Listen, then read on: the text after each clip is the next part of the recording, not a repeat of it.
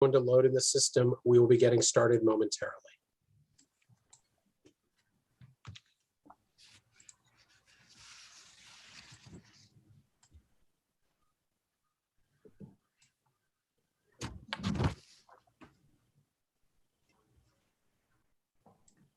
Welcome to those of you joining on Zoom.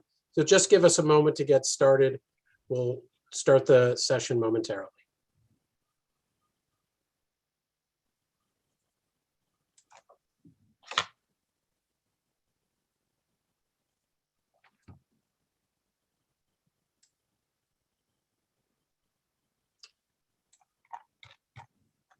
Good afternoon, good evening, or good morning, depending on where you're coming from today. We're delighted you could join us on the WITA webinar platform. My name is Ken Levinson, and I'm the Executive Director of WITA. We have a fantastic panel today, but before I introduce them, I'd like to mention a few upcoming events. Next Thursday, April 29th, we'll be looking at the nexus of international trade and tax policy with a discussion of efforts at the OECD and President Biden's proposals for a global minimum tax. The following week on May 5th, we hope you can join us for a discussion of Ryan Haas's new book, Stronger, Adapting America's China Strategy in an Age of Competitive Interdependence. We'll be joined by the author and an expert panel for that. And finally, the week after that, the week of May 12th, we'll be coming right back at trade and environment issues with a discussion of carbon border adjustment measures. Information on all these events can be found at www.wita.org. As we like to do at our WITA online events, we like to call out the names of some of those you are in community with at today's event, even if you can't see them on Zoom. So welcome today to Kelly Milton at USTR, Michael Roberts at the WTO, Dakota Korth at Global Affairs Canada, and Desiree Leclerc at Cornell University. Welcome Kelly, Michael, Dakota, and Desiree, and welcome to all of you. Today is the second event in our series on trade and the environment that we kicked off last year. Special thanks to our series sponsors, Silverado Policy Accelerator and the Institute of Scrap Recycling Industries. With their supports, all events in this series will be free to attend. So thank you, Silverado and ISRI. If you or your organization would like to sponsor the series, please contact my colleague, Diego Anez at dnez, A-N-E-Z, at wita.org. We are excited to welcome today's panel, which brings together four people who are very well known in the WITA community. My good friend and leader on trade and environmental issues in Washington, Sarah Thorn of Walmart. Mark Linscott, who served in key roles for the U.S. Trade Representative, including 2 stints in Geneva, and for a decade as their Assistant USTR for Environment and Natural Resources. Vangelis Vitalis, coming to us today from New Zealand. Vangelis is a global leader on trade and the environment, and we're thrilled to welcome him back to the WITA webinar platform. And our moderator, Maureen Hinman, the co-founder of Silverado Policy Accelerator, who led a range of multilateral, regional, and bilateral trade policy initiatives at USTR focused on environmental goods and services. So welcome, Sarah, Michael, Vangelis, and Maureen. If you're watching this on Zoom, you can ask questions using the Q&A tab on Zoom. We'll try to get to as many of those as we can toward the end of our event. Maureen? Thanks so much, Ken. I'm pleased to be here with such an esteemed group of panelists, and thank you, WITA, for your leadership in hosting a trade and environment series. Today's event could not be more timely. While there is no simple answer to the daunting challenge that's presented by climate change, we all know that we must be all in on creating and investing in solutions for climate. Which begs the question, what role can trade play? Just last week, Ambassador Tai made some bold pronouncements on how the United States will use trade policy to combat climate change, strengthen and build a workforce of the future, spur innovation of new technologies, and secure resilient supply chains for environmental technologies, goods, and services. There are different paths the United States and other like-minded countries can take individually and collectively to meet the climate. Options include working towards meeting Paris commitments, implementing domestic policies that encourage clean energy, and investment in new energy efficiency technologies. These are but a few. Today's event will focus on one potential approach that is specific to the international trade arena, namely how to promote trade in and accessibility to environmental goods using bilateral, regional, and multilateral approaches. For those in our audience who are new to the issue, I'd like to set the table on the issue by presenting a few key questions around environmental goods trade. First, what is an environmental good? Negotiators have long debated the merits of technologies that meet environmental compliance needs versus products that are made in environmentally preferable ways. This is a debate that rages on to this day. Should a credible environmental goods list have one or the other or both? For instance, is bamboo flooring on par with solar panels? Second, what is the purpose of environmental goods negotiations? The stated purpose is to lower and or eliminate border taxes, also known as tariffs, on environmental goods access in order to broaden access of the inherent technologies and benefit the environment. Third, are there other issues? Yes, there are a variety of trade-related issues that affect the environment, including services issues, standards, and regulatory issues. But the focus, again, of our discussion today is limited to environmental goods negotiations. And finally, where are these negotiations happening? There are a number of fora that have tackled environmental goods trades, including the World Trade Organization, the Asia Pacific Economic Cooperation Forum, or Apec for short, and regional and bilateral agreements world over. Today, we are hoping to help accelerate the march towards greater access to environmental goods and have convened a formidable group of experts to help our audience understand what's at stake, how we got here, and hopefully where we are going. It was a little over 4 years ago on a very cold day in Geneva when the WTO Environmental Goods Agreement collapsed for a third and final time. Some would say, and as somebody who was in the room that day, I would certainly argue, that the world is long overdue for a global green trade deal. So with that in mind, let's kick off. Sarah, I'd like to hear your thoughts on the business and environmental case for more open environmental goods trade. How can environmental goods market access help Walmart achieve its environment, climate, and business goals? And why is the need urgent today? So thank you, Maureen, and thank you, Ken and Diego, for having me here today. If you'll indulge me, I'm going to share my screen and do just a quick presentation on what we're actually trying to do in Walmart related to the environment and why we're on our path to becoming a regenerative company, because I think we need to understand what we're trying to do to understand what goods and services we might need to get there. So last September during Climate Week, Walmart made some bold ambitions about working towards a path to become a more regenerative company. And for us, that is really about restoring, renewing, and conserving nature, regenerative approaches to agriculture, equity for people, spurring the circular economy, and decarbonizing operations. All of this works holistically together to not just to protect and manage, but also to renew vital resources. So what are our big goals? In the area of climate, we have targeted zero emissions by 2040. That's not net zero, that's zero. Achieving 100% renewable energy, and then avoiding a gigaton of greenhouse gases by 2030 with our supply chain partners. And in nature, we made some bold new commitments to protect, manage, or restore 50 million acres of land, 1 million square miles of ocean by 2030. And we're on our path to source key commodities more sustainably. And then in the area of waste, this is a journey we've been on for a long time, looking at zero waste in their key markets and 100% private brand, recyclable, reusable, or industry compostable packaging by 2025. And key to that also is people, really looking at dignity at work, responsible sourcing, and ensuring that this all works holistically. So how are we doing? Well, pretty well. We're about 29% renewable energy.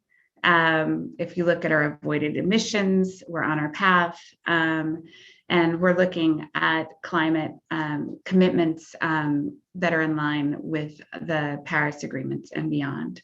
In nature, you can see here working on conservation and working at certification. And in waste, our goals related to packaging and diversion are here, and people here. The sum of this, though, is that we're going to need a lot of stuff to get here, a lot of goods and services. We have a far way to go, and we'll need new technologies. When we look at, in terms of climate, where our biggest emissions tend to be, they're in the areas of transportation, refrigerants, energies to run our store, and then building materials. And it's our belief that we have an urgency to be able to work globally and collectively to get these products and services so that we can actually ensure that we're able to achieve this path that we're on. And I'll just talk very quickly on something like refrigerants. Looking at a way to avoid greenhouse gases means essentially thinking about new types of refrigerants, not necessarily ripping out everything we have, but coming up with new environmentally sensitive refrigerants. That means for us right now, unfortunately, a lot of those new clean technologies, even for Walmart at our scale, are really expensive. And so in a way to actually make these less expensive, we're going to have to do global buys. But there are lots of regulations and restrictions around the world about how we can trade these new refrigerants. And that's just one example. In the past, we focused very much on efficiency, and our path there was through scale. So if you think about things like LED lights that we need all over the world for all of our stores, the way we were able to drive those costs down, whether it's light bulbs or parking lots, was actually to buy at scale for all of our markets. And we are going to need to do that here in order to meet these goals for all of our global operations. So I'll stop there. I hope that was just a teaser to say we have really big ambitions, but we believe we need to think globally about how we can work together in the trade and regulatory barriers. I have a point of view as well. I actually think we should be thinking, to your question, about products and services that are going to put us toward our path towards climate and decarbonization and our climate goals. I actually think it's important to look at those products and services that can help us achieve those goals. So I would say much more solar panels and not bikes and bags. And I know that as a company that sells a lot of bikes and bags, that sounds like it wouldn't make sense for us. But I just think when you look back at the EGA, you don't want an agreement that topples under its own weight. I think we need to be very strategic about the products and services that we are going to put forward and make them very aligned to achieving these goals. So I'll stop there and look forward to the discussion. Thank you. Thanks so much, Sarah. And I think that was a brilliant segue to our next speaker. I did want to mention quickly, as a snap reaction, I hope some of the negotiators in the group are listening to the clear advice on products that help reduce carbon and also products that help you meet your billing and shipping requirements. I think that was a really astute point. Moving on to our next panelist, who is no stranger to international trade negotiations, Mr. Mark Linscott. You have a long history working on WTO negotiations, both multilateral and plurilateral. I believe that you worked on the agreement, the information technology agreement, and EGA, as well as others. My question to you is, what are the strengths and weaknesses of each model? And for EGA in particular, will the same issues that plagued negotiations in 2016 revisit us? And specifically, what role does environmental like-mindedness play moving forward? Thanks, Maureen, and thanks, Ken. It's a great pleasure to be here. I'm going to start by dredging up some ancient history, and this is going back nearly 20 years to the launch of the Doha round, which included, for the first time ever in the multilateral trading system, negotiating mandates on trade and environment across an array of areas, but including fisheries subsidies, the relationship between multilateral environmental agreements and WTO rules, and then market access, trade liberalization for environmental goods and services. And there was a lot of excitement then. It was seen as a real deal changer to do this kind of thing in a trade forum. Delegations over the first couple of years put tremendous energy into debating concepts, putting into place negotiating structures. But now in 2021, the results add up to nothing, unfortunately. We've got no new agreements. We've got no new understandings. I don't think we've got much of a better appreciation for the overlap between trade and environment. There is one multilateral environment negotiation ongoing that's getting a lot of attention. That's fishery subsidies negotiation. Its prospects, frankly, I think are dicey. I'm very hopeful. I tend to be a bit of a skeptic in terms of getting an ambitious agreement by the end of this year.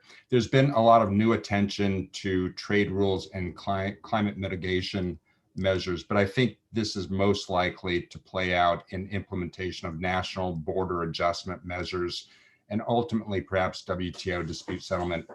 And then with respect to environmental goods and services, these efforts morphed over time into a real focus on an environmental goods agreement, and even began taking the form of a plurilateral negotiation instead of a multilateral negotiation along the lines of the ITA, the Information Technology Agreement, which was concluded soon after the creation of the WTO. I had an opportunity to play a bit part in some of these efforts, and I will emphasize my small role given how little has been accomplished over those many years.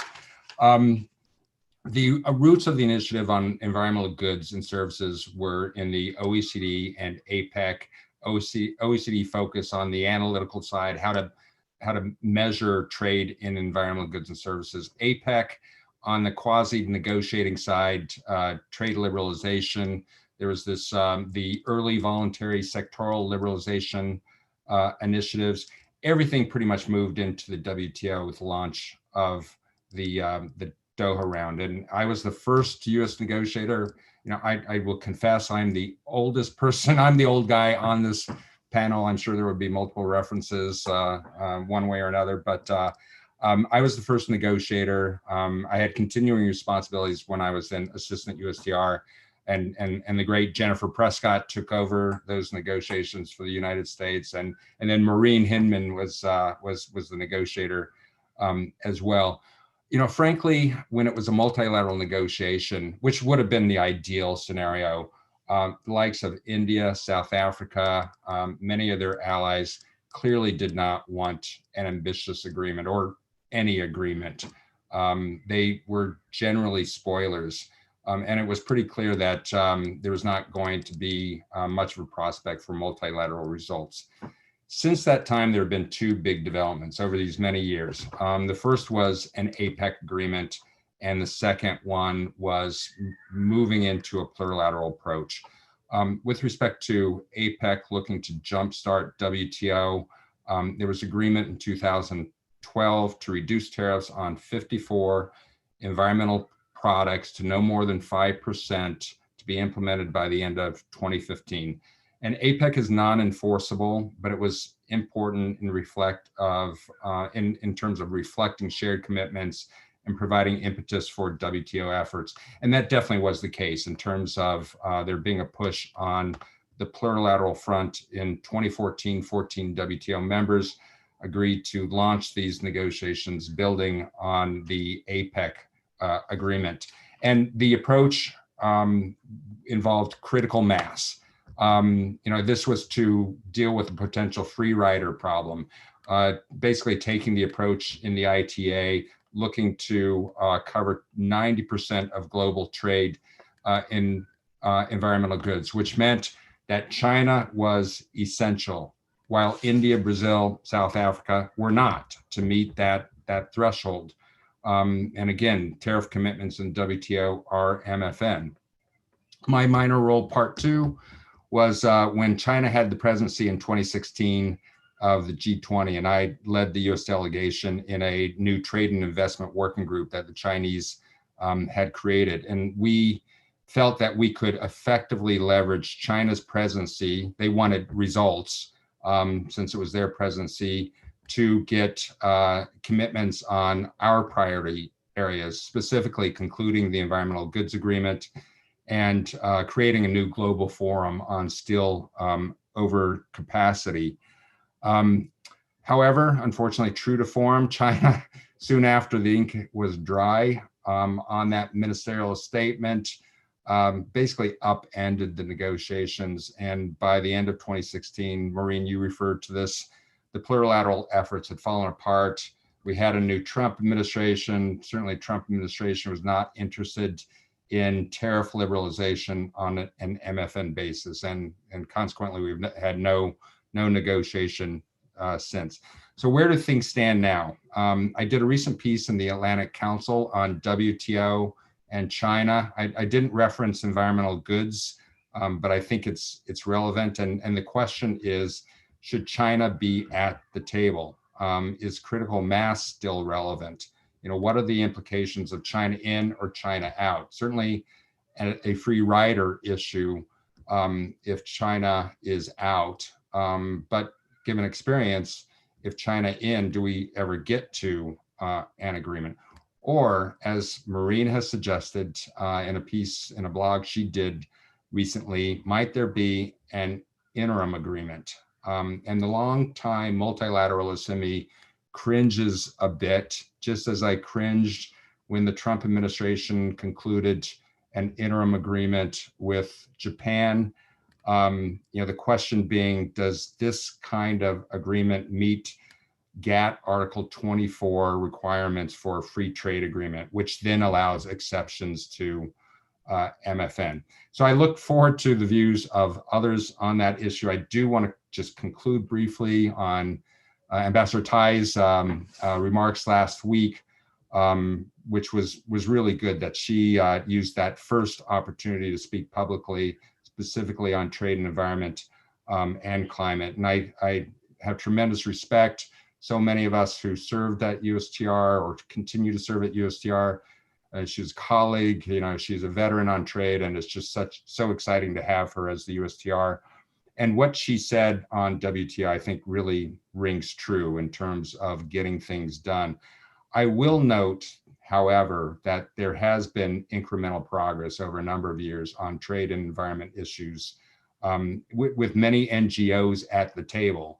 And that's in the context of free trade agreements. I mean, if we look back to Clinton, a side agreement in NAFTA, in the Bush administration, environment being brought inside an FTA, first with Chile and Singapore, and major commitments being made subject to dispute settlement. May 10th, 2007, deal with the House Dems after turnover in the House. That went very far in advancing provisions on environment in trade agreements. And then they were reflected in chorus in Colombia, Panama. Peru had specific provisions on illegal logging, and then bringing us up to the present TPP, CPTPP, very strong in environment, and the same is true for USMCA. So there has been a lot of activity on trade environment. It's just not been in the WTO. It's been in the exceptions to the WTO, the preferential trade agreements. Thank you.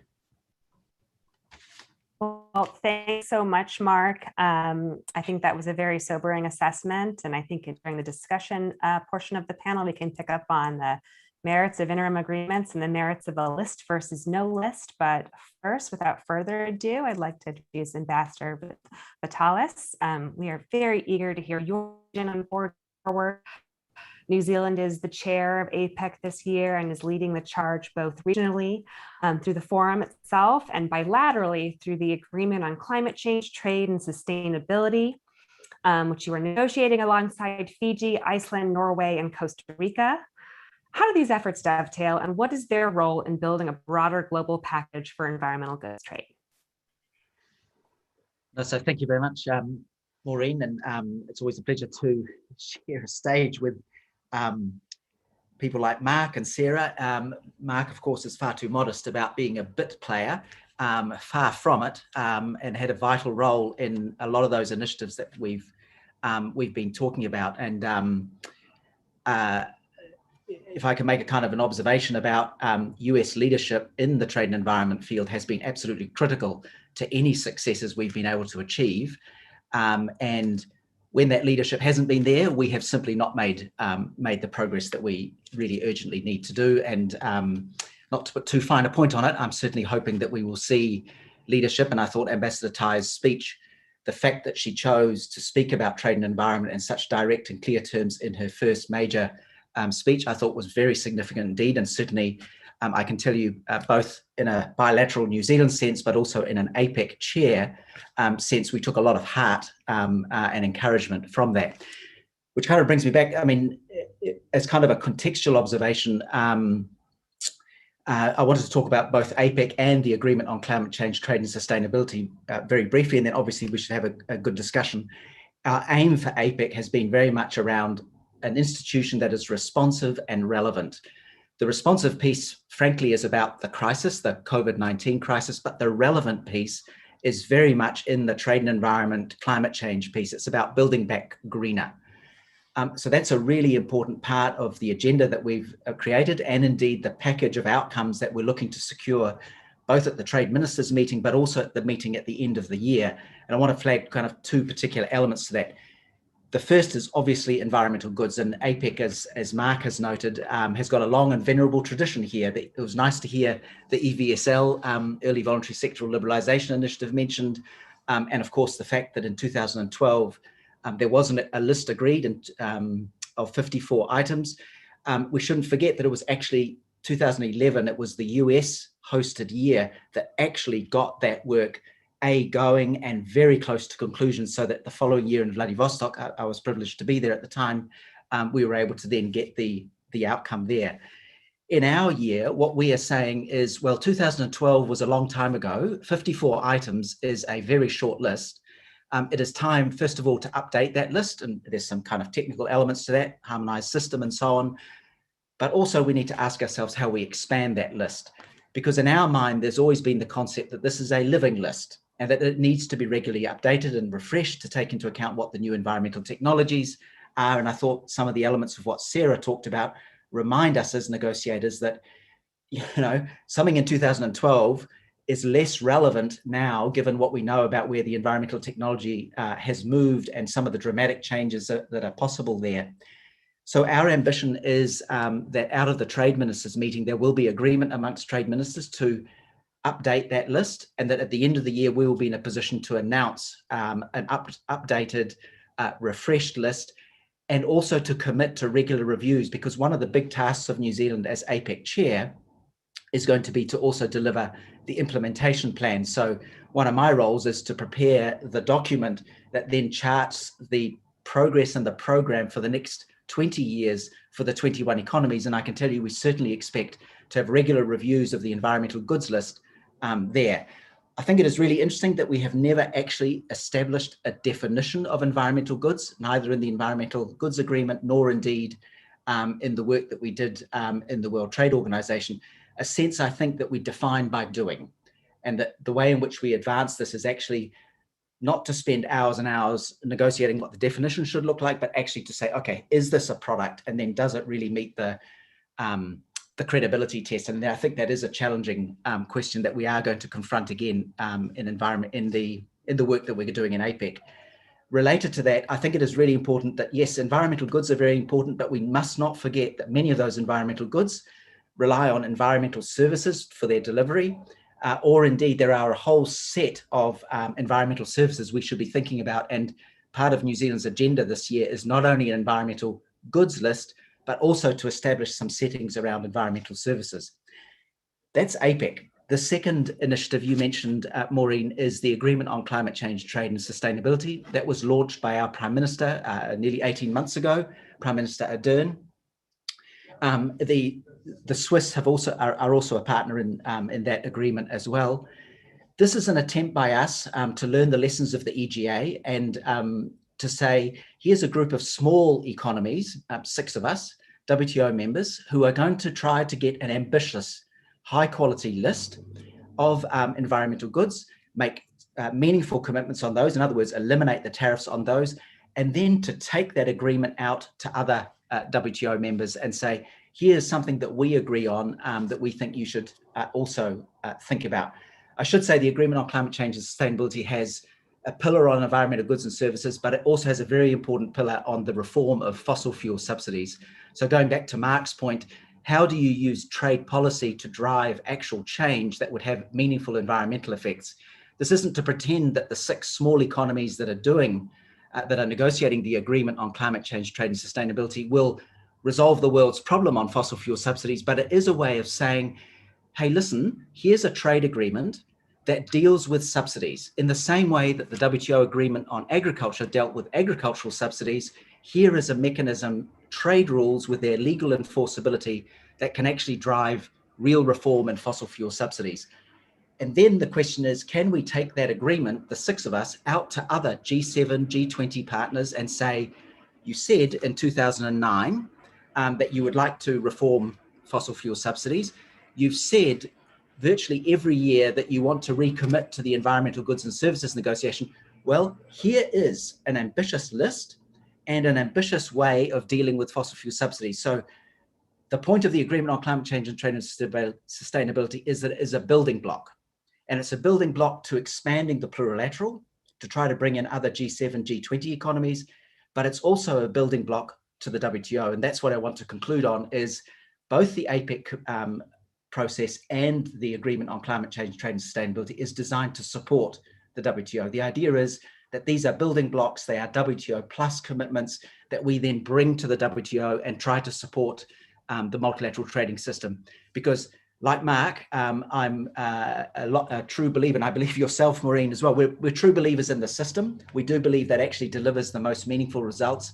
And it's the best way to kind of deliver outcomes that actually would make meaningful change in the climate change space and across a whole range of environmental issues. And so these building blocks that we've created, that we've been very active in, the plurilateral, the agreement on climate change, trade and sustainability, the work that we're doing at Apec, those 2 building blocks we hope can be contributions in a meaningful way to the WTO process, both at MC12 at the end of the year, but beyond that as well. Thank you so much, Ambassador. I am now happy to kick off the broader discussion. What I did hear from all parties involved, which was a great summary of the issue overall, was basically who, what, and where. Who should we be negotiating with, at what forum, at what products, and where, what forum. So I'd like to kick it to my panelists to see if anyone wants to weigh in on any specific issues. I know Sarah had mentioned that she thinks there should be a strong emphasis on climate decarbonization products. Mark hates my idea on interim agreements, and Ambassador Vitalis understands that a little bit of interim work can help move forward other members. And just as a quick note before we kick off, Ambassador, there was a small group of small countries in EGA that dubbed themselves the small and friendly. And we call them the small and fearsome, because they definitely got a lot of work done and punched above their weight. So with that, let's go off discussion. Just very quickly, I actually think the Apec work is a great place to start. One, there's a demonstrated success already with the smaller list of 54 products. 2, there's good engagement of the business community through ABAC, through the National Center. So you have that already built in back and forth. And, I think it's easier in some ways for people to respond to a list than necessarily come up with their own lists. But I would like to see us move there, and especially if there's the will and a chair that's moving forward. Let's get some ideas out on the table and let's start bringing those back in and debating them, and start where the momentum has already started. Let's push on open doors. Yeah, if I might jump in, Maureen. First of all, I don't hate your idea on an interim agreement. And I think it prompts a necessary discussion about, particularly in the tariff world, about the implications of MFN. And again, I'm the old timer. My career was mostly multilateral, although I had plenty of FTA experiences. And it's, there's this knee jerk, we've got to protect that principle. But, when there are concerns about free riders, and one in particular, I think it should prompt healthy debate on the approach forward. So it's an interesting idea and not totally unprecedented. Secondly, I completely agree with Sarah that moving attention to APEC, certainly this year, makes a lot of sense. The WTO is not ready, even plurilaterally, I think, to do much on the environmental goods front. And I think APEC, as both of you noted, it's built a record, it's had success.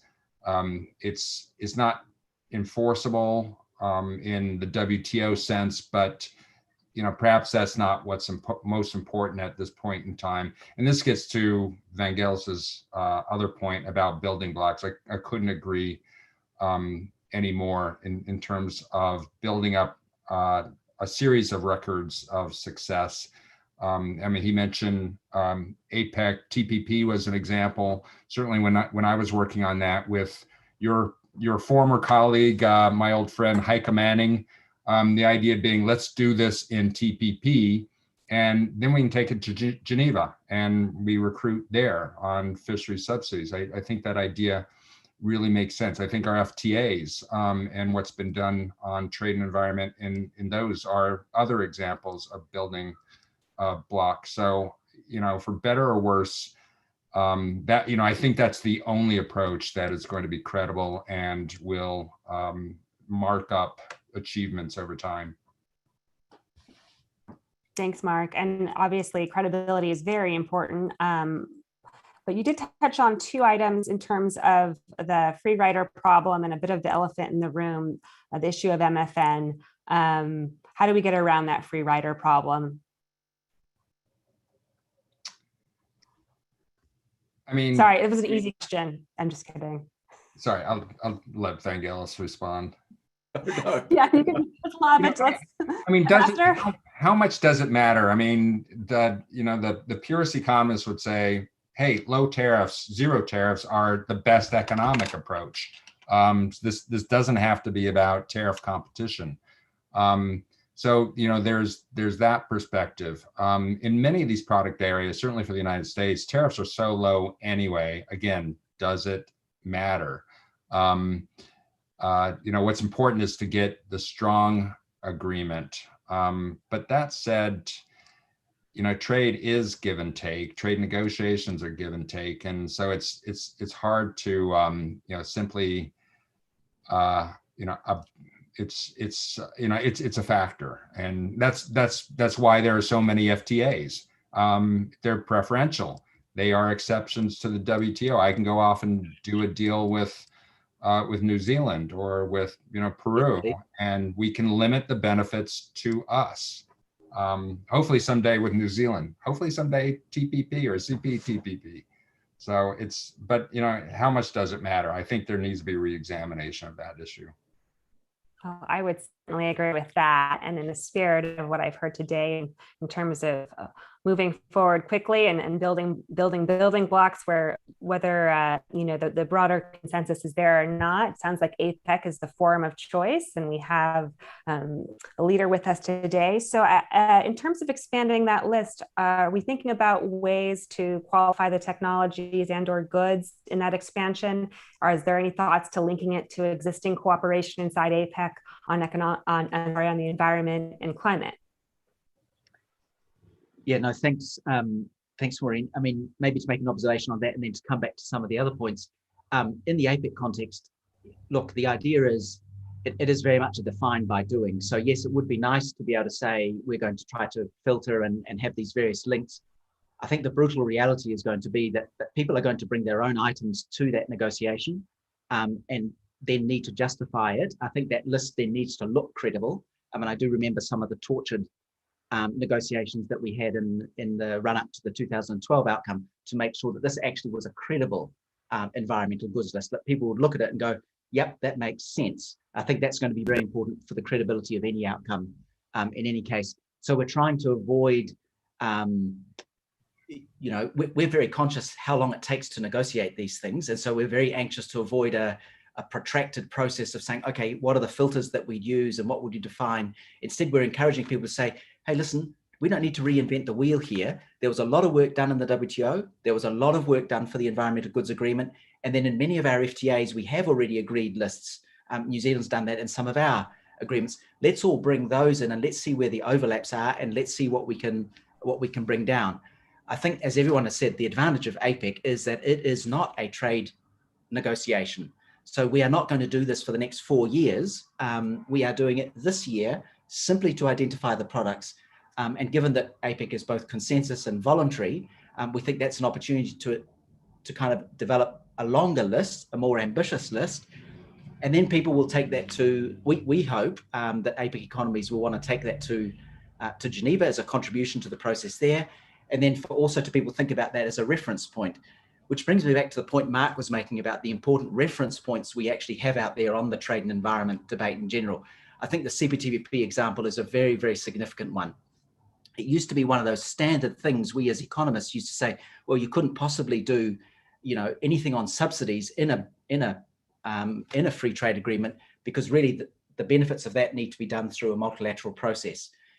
What was proved through CPTPP, of course, is that the fish subsidies negotiation is a serious, meaningful, ambitious commitment made by a group of countries that demonstrates what's possible. Now, I've got to admit, we had always hoped that actually that would be a piece that would lift ambition in Geneva. People would say, well, that's the floor now. CPTPP is the floor. We're going to build on that in the Geneva process.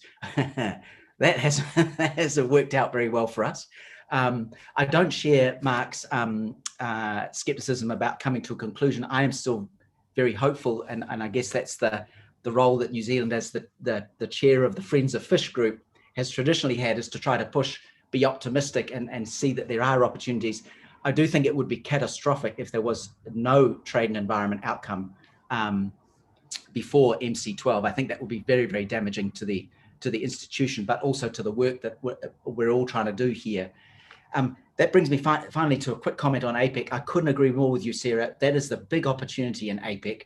I am struck that in Apec, the strength of business commitment, and if I may say so, US business commitment to Apec has been very significant. We've got a lot of encouragement from the ABAC community across the region, but particularly from the United States, as seeing an opportunity to kind of gently ease into the trade policy space, but also to send a signal across the region that trade policy does matter. Trade negotiations are really important. They do deliver benefits to all, not just to business, but also in terms of the climate change mitigation. So I do see that as a really big opportunity. And as I said, kind of my closing observation is, traditionally, in order to get things done on trade and environment, we've needed US leadership. It's all very well for the keen goody two-shoes countries like mine to say, yes, we should do something on trade and environment, and we will, and we're pushing that, and we're working very hard as chair to use that convening power to drive that. But look, we really do need US leadership, US engagement, and US leaning in to drive this agenda forward. And I do think Apec is a very safe space in which to take that forward. And look, I do think actually that China and the other big colleagues in Apec, as well as some of the smaller economies, actually, we do want to find an outcome. We do want to show how Apec collectively, this is the 21 of us, not just New Zealand, the 21 of us, that Apec is a responsive and relevant institution across our region. And what better way to demonstrate that than delivering an updated and expanded environmental goods list? Fantastic. Well, Sarah, is there anything on your wish list for that expansion? So, yep. So when we look at our core areas, obviously it's transportation, thinking about fuel and new alternatives to fuel, whether it's nitrogen for forklifts or nitrogen for transportation, electrification of vehicles, docking stations, charging stations, all of that is going to require a lot of infrastructure. Obviously refrigerants, thinking also about energy efficiency, renewables, and then, really when we think about our buildings, new technologies in things like sustainable concrete. And then in sort of the scope 3 area and supply chain, we've got to be thinking about technologies that are essentially extracting carbon from the environment. A little far away, but certainly something that we would be interested in looking at. So within those buckets, working with our supply chain partners to come up with more concrete examples. But that certainly is sort of a core for us in order to meet our zero emissions targets, is looking at those core areas and thinking about what we can do. We'll look forward to your support as everyone charges forward. And of course, business is the number one validator of technology in this space because you're the ones who use it. So we're eager to hear your thoughts as we move forward. Absolutely. I believe that. I was just going to say, Maureen, you know, one other thing about this space, and there's a question in the chat, sort of why does Walmart care? I would say business has been consistent in our commitment to reducing the effects of climate change and to making commitments. We joined the group we're still in. The US has sort of been in and out, and business has been there. And they're there because it's not just the right thing to do, it's good for business. This is about, for us, supply chain resilience, supply chain sustainability. We can't exhaust people and planet. We have to be thinking about how we renew if we're going to be around in another 20, 50, 100 years. And my sense is from our customers, people are seeing the impact of climate change real time, whether it's fires or tornadoes or hurricanes. People feel it very personally now, and they want to know what companies are doing about this. And I wanted to sort of say that because while I really appreciated Ambassador Tai's speech, there was an edge of it to sort of say, no more race to the bottom. And that's not where we've been. We've been saying and been advocating for these trade agreements, for the commitments in TPP, for the commitments in USMCA, because we understand that if government takes commitments on themselves, it's going to help us meet our goals as well. I'd much rather have appropriate standards around the world that we can meet and can help advance our agenda than us actually having to lobby governments to do the right thing.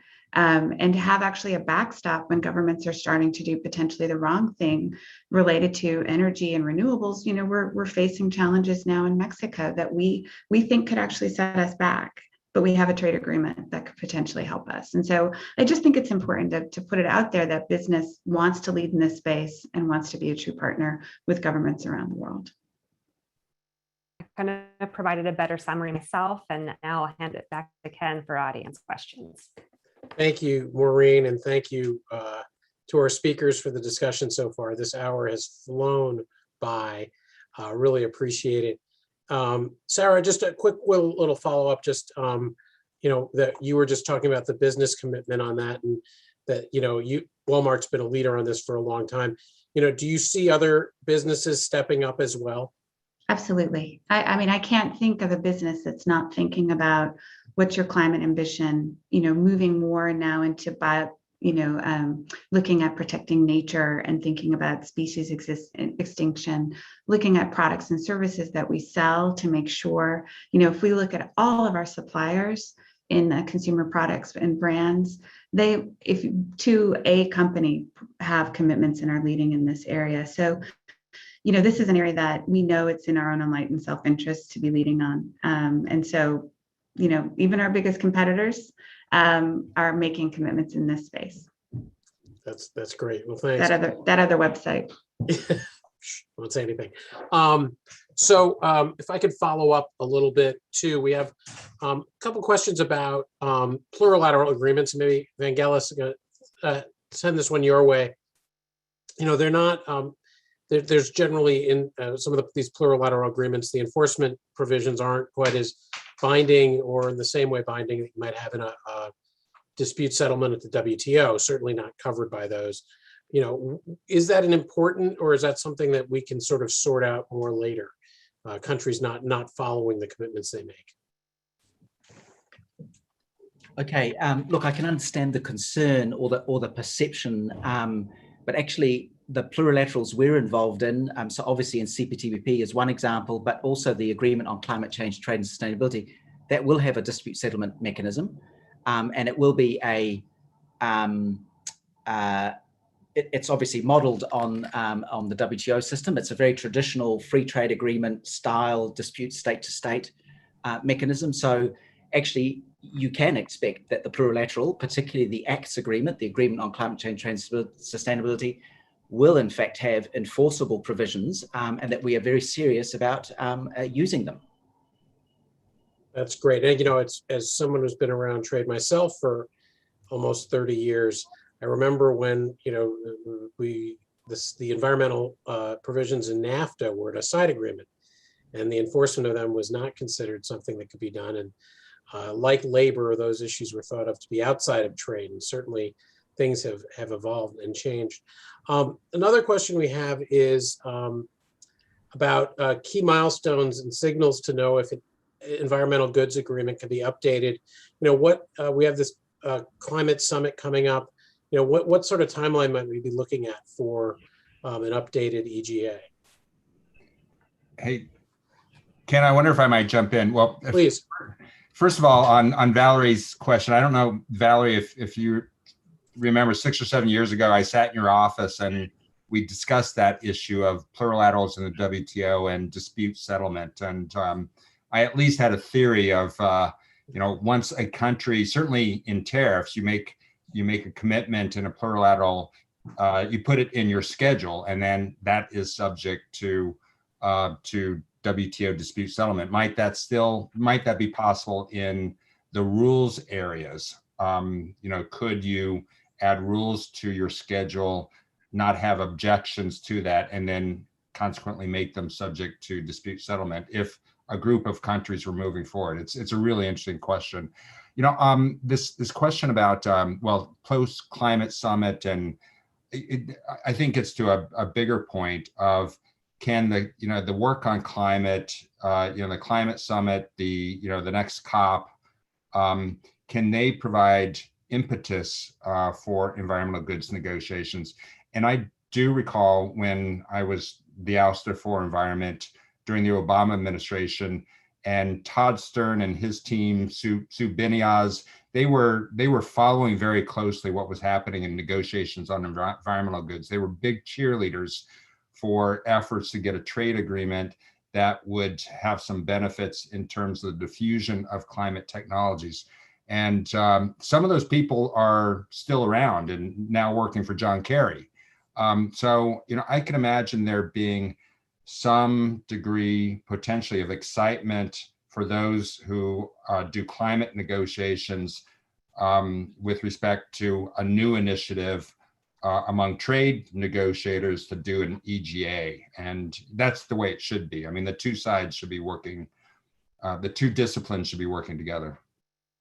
That's a great point, Mark. And I can just chime in and take off my panel, my hat for a moment. One of the things that I was proudest of, and I think was most meaningful during the course of EGA negotiations, is that not just the United States, but almost every delegation to a T had their environmental officials there, had their Foreign Service and State Department officials there, and the linkages between the ongoing climate negotiations as well as the environmental credibility of the substance of the negotiation was actually pretty breathtaking. And as I said, I'm very proud of my EGA colleagues, and I hope the work that we did doesn't go to waste. Vangelis, yes. Can I just make a quick observation? I do think, civil society, I think's expectations now of trade agreements have really shifted. I don't think we're going to get away anymore with the traditional approach that we used to take to trade agreements, both in terms of enforceability of trade and environment provisions, or indeed the fact that trade needs to demonstrate how it is going to contribute. Let's not pretend trade is going to be the silver bullet to solve climate change, but trade can make a contribution. And that's, I think, a very powerful message to kind of our societies about, look, trade is actually part of the solution here. It is not part of the problem. And the way in which we do this properly will have a genuinely meaningful effect. If you think about what we might do, a combination of something on environmental goods, something on environmental service, and something on fossil fuel subsidy reform, that is a serious and substantive contribution to the climate change effort. And I like to think that would be a big contribution for COP. Really interesting. And it's a good segue, Vangelis, for a question from a dear friend from several of us, Grant Aldonis, who was the Undersecretary of Trade in the United States and a couple administrations ago. I'm going to read the question directly to you guys, although you can see it, but our audience can't. In a recent Foreign Affairs article on climate change, Nobel Prize winner Bill Nordhaus urged formation of a climate club designed to address the free rider issue inherent in a limited group trying to limit carbon emissions. Nordhaus advocated a uniform tariff on non-members. Is it worth thinking of an agreement on trade as part of a climate agreement rather than pursuing a freestanding trade agreement on environmental goods and services?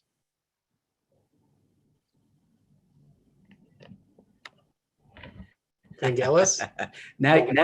Well, I mean, look, let me just say, yeah, now you're talking serious ambition, right? And that I think really becomes very, very interesting indeed. Let me put it this way. When we launched the Agreement on Climate Change, Trade and Sustainability with those partners, Norway, Switzerland, Iceland, we had a really quite an in-depth discussion about, did we actually want to extend this? In the end, we decided that would be biting off more than we could chew. But what we were very clear about is that the Agreement on Climate Change, Trade and Sustainability would be a living agreement. In other words, we would be able to bolt on additional elements. So a little bit like we've done in the Digital Economy Partnership Agreement with Singapore and Chile, a modular approach that you can add pieces into the agreement to try to keep it relevant and live. So I think there's a, you know, what we can achieve now, and then we do need to think, and look, the Agreement on Climate Change, Trade and Sustainability, we expect to finish it this year. We want it to be a contribution to the COP. And then I think there becomes a really interesting question around exactly what you've just asked, or what Grant has just asked. So what next? And if you're serious, you probably do need to start thinking very seriously about exactly that.